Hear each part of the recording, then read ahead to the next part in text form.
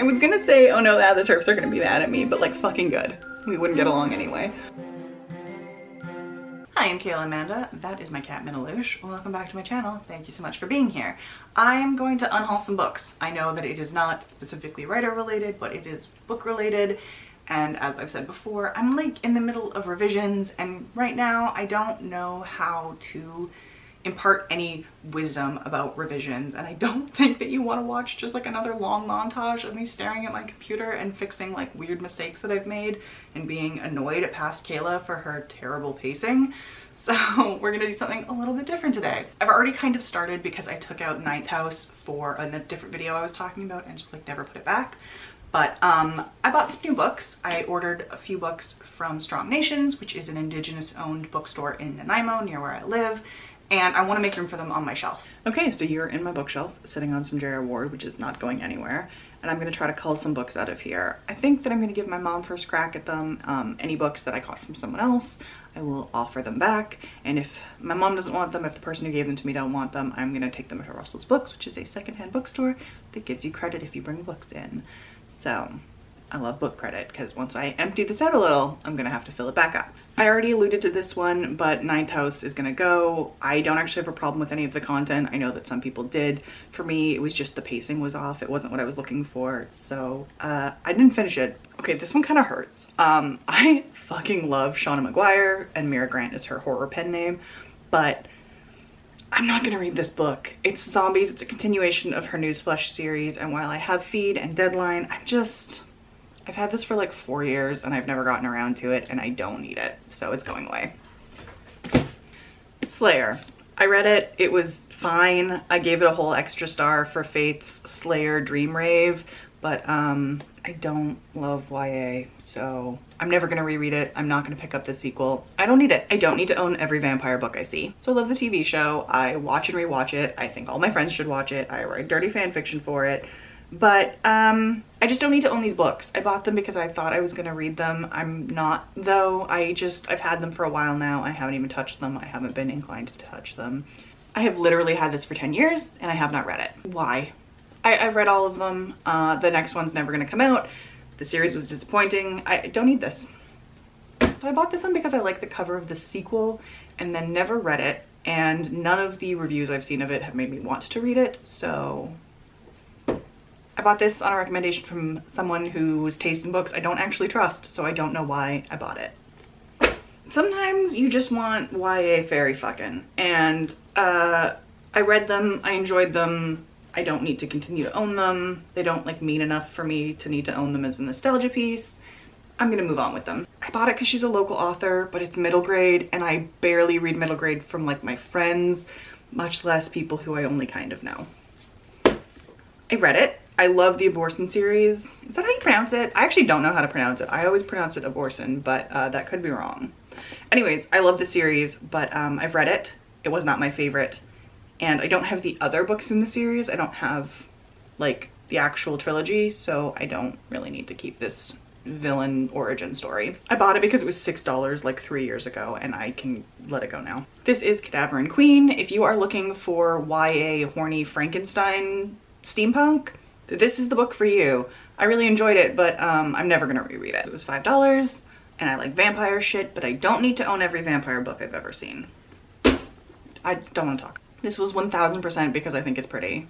That's it. I bought it because it was pretty. I've read like 2 pages of it and it did not hook me, and I've never picked it up again. I don't read that much YA. I don't know why I keep buying YA. I really like Kelly Armstrong. I read this one and it did not grab me. I don't need this book. It didn't tell me anything I didn't know. It didn't give me any new information. It didn't give me any new ideas for how to celebrate. I don't need this. I just liked having it. This book was lent to me by a friend of my mom's, and I never read it. And I don't want to admit that I never read it, so I'm just gonna get rid of it. This is another local author that I bought to support local, and I don't need to hold on to it. This one I'm not getting rid of because I don't like it, because I won't reread it, because I'm not interested in it. I have 2 of them, so I just don't need this book. I'm not interested in this book. I don't need this book. There is actually another book also called Witch that I wanted to unhaul. And I think maybe I already did because, oh no, wait, here it is. I'm not keeping it because it has uncomfortable, challenging, yikes, problematic, transphobic, turfiness. It is not even out of the introduction. It's literally this far into the book, and it says, I thought I'll piss off the transgender community for not addressing them either. Yet this is the work I do. I do women's work, and I'm definitely not going to apologize for that.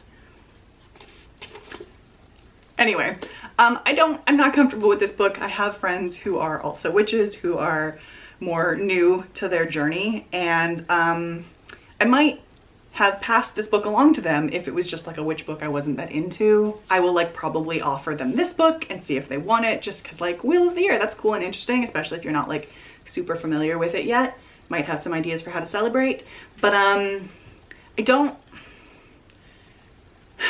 My parents have a fireplace, so now we're getting onto the part where I cull books that I hold on to because they make me feel smart. Ego books, essentially. Books that I think when other people see on my bookshelf, they will think that I am more intelligent.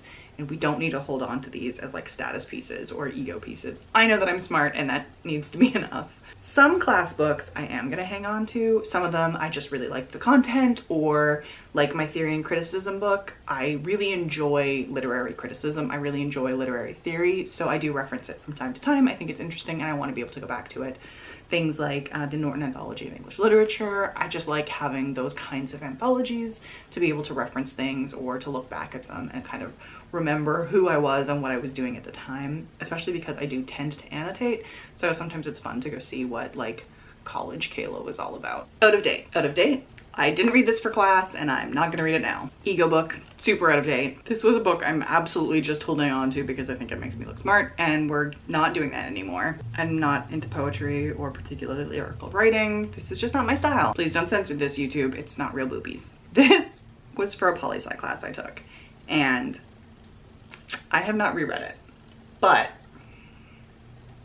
I don't want to get rid of it. Fuck. I think it makes me look smart and I think it's interesting, and I'm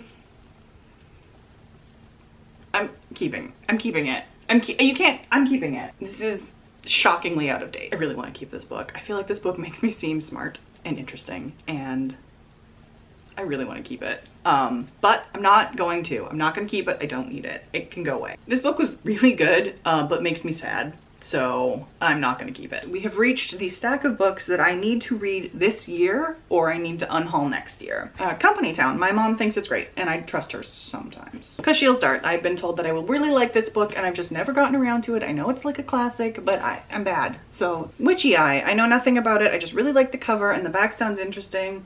Maybe it's sci-fi. I don't know, but it sounds too interesting to just let go of. Every time I pick it up, I am still sort of drawn to it.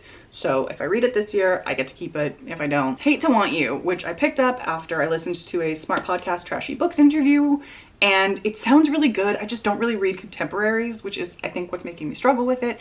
But I'm gonna read this year. The Cracked Spine.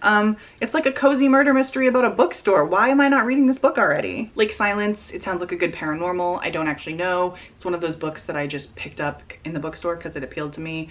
And I have no idea what I'm in for, but every time I pick it up, I am still sort of intrigued by it, so it's not gonna go away just yet. A Murder of Mages. I found it in literally a secondhand store. I just like the cover and it sounds cool, so we're gonna try it. If we read it this year, we can keep it. These 3 Holly Black books that I bought secondhand. I read The Coldest Girl in Cold Town and I really loved it. It's the first and only Holly Black book I've ever read. So I was told that these are also good. This was recommended to me when I bought the first 3 Kate Daniels books for a friend of mine. So I ordered a secondhand copy of it. And Janine Frost, the Cat and Bones books.